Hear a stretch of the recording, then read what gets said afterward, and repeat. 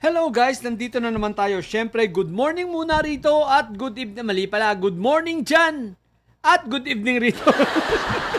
Ano ba yan? Nalilito na ako. Kakauwi ko lang guys. Anyway guys, ito ang mga nakikita natin bagong-bago, fresh na fresh. Fresh, you know. Bisaya talaga. Fresh na fresh from Davao City. Wow! Oh, Davao City ha. Congratulations sa inyo ha. Isipin nyo, deserve nyo yan. Kaya sa mga taga Davao City dyan, lalo sa mga didilis, pasensya na muna dun sa mga nadamay na mga matitino na taga Davao City. Nadamay kayo dun sa mga siraulo, no? Na nakakalamang dyan. Pero dun sa mga siraulong taga Davao City, deserve nyo yan. Hindi kayo dapat kaawaan. Dapat nga ay tama lang sa inyo yan. Bakit? Ginusto nyo yan, di ba? Duterte pa! Magdidilis pa kayo! Kaya pala ang dami ngayong mga, ang dami mga taga Davao na tahimik ngayon. Yung mga troll sa Davao City na dati makikita mo sa comment section, wala ngayon. Kasalukuyang binabaha. Di ba? Habang kayo ay binabaha, aba, si Inday Sayad ninyo, ang sarap ng buhay. Ayan nasa London, pahala-halaman. At pagkatapos niya na maghalaman, hihiga sa binti ng kanyang minamahal. Di ba? Nang kaaway ni Sulaika. Siyempre, minamahal ni Inday Sayad, kagalit ni Sulaika rito. Siyempre naman, love triangle nga Pero taga Davao City, habang yung mayor ninyo, pa-party-party lang. Si Iyutman naman, hindi ko alam kung ano mga pinaggagawa. Ang sigurado, pinababayaan kayo ng nyo dyan, ng mga namumuno nyo dyan. Isipin mo, 51 billion, pinapasok. May mga videos pa ako napanood, yung bahay nila pinapasok na, mga nag-iiyakan. Sa mga didilis, pues wag po kayong magsipag-iyakan. Deserve nyo yan. Bakit kayo iiyak?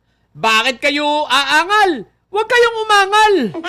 Bakit kayo aangal? Wala kayong karapatang umangal. Wala kayong karapatang umiyak sa lahat ng nangyayari sa inyo dyan.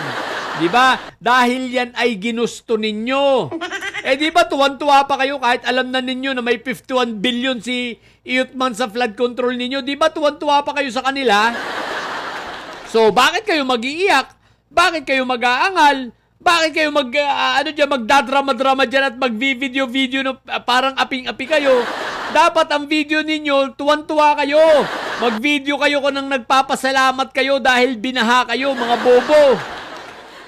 Ang i-video nyo, ay salamat! Ang Davao City binabaha! Thank you, Iyutman, dahil may 51 billion tayong budget, ibinulsa mo! Ganon! Dapat natutuwa kayo dahil ganon naman kayo, di ba? Tuwan-tuwa kayo sa mga namumuno sa inyong sila Iyutman. At saka si Mayor Barbie ninyo, nandun pa, party-party lang. Magpasalamat kayo, huwag kayong magagalit sa kanila. Dapat matuwa pa kayo. Tapos ang ipanalangin nyo sa Diyos ay kulang pa yan. Sana damihan pa. Sana ulanin pa kayo ng marami at huwag kayong sabihin nyo na tumigil ang ulan ambon pa nga lang yan Kaya sabi ko na ang panalangin nyo, ulanin kayo ng marami para ma-experience pa ninyo na lalo pa kayong maging masaya. Di ba masaya nga kayo? Kaya sinasabi ko ito. Pasensyahan tayo. Dahil nga mga bobo kayong inayupa kayo, di ba yan naman ang gusto ninyo?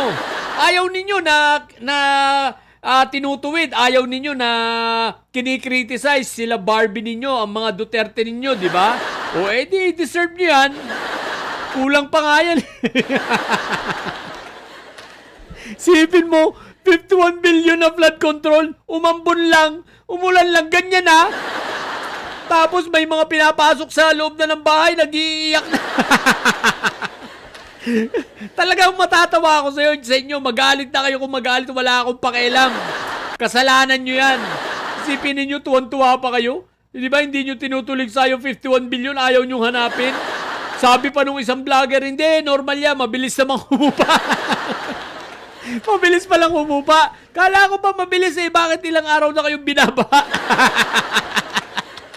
Oo nga pala, ilang araw nang umaambon. Oy, naku naman kasi ang kalangitan. Bakit ba kayo nagbababa ng ambon tsaka ng hamog? Alam mo naman na pag nagkahamog tsaka umambon man lang, ang Davao City nalulubog na sa baha.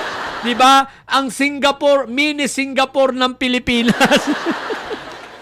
Ang Davao City na ang laki ng budget sa flood control, pinakamalaki sa lahat. Sa kasaysayan ng bansa, 51 billion. Aba, ayan, binabaha.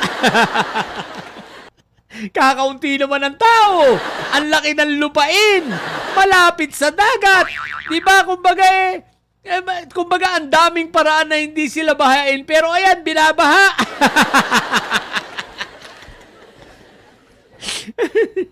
Habang yung dahilan ng kanilang pagbaha, andun na sa ibang bansa.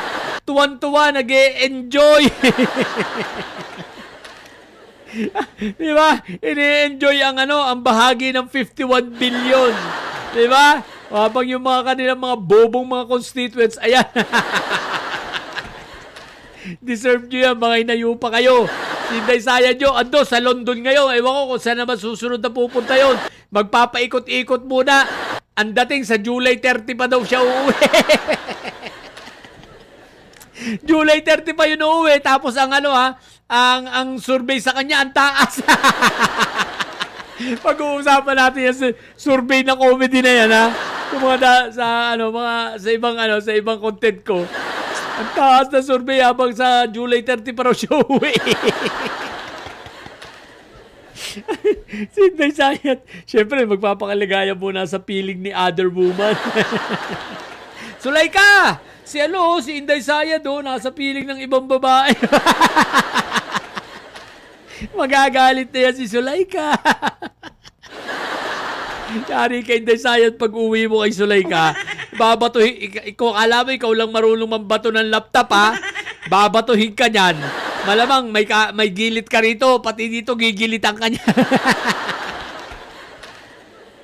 O ha, balik tayo sa usapan. Deserve nyo yan, ha, mga taga Davao City, ha. Huwag kayong iyakin. Huwag kayong palaangal na mga hinayupa kayo.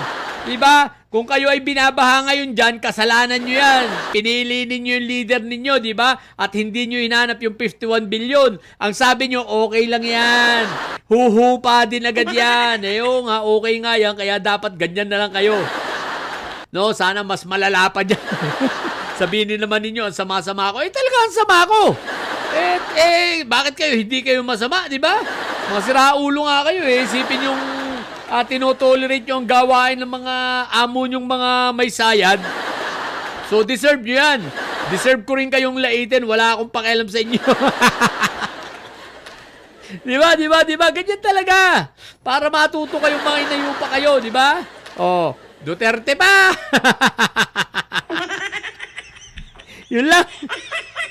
Sa mga bobo didilis at may sayad dyan nyo. Ang tatay nyo ay preso, ang BP nyo ay bobo. Manatili kayo mga bobo at may sayad. Sapagkat ang may sayad ay laging high blood. Bye!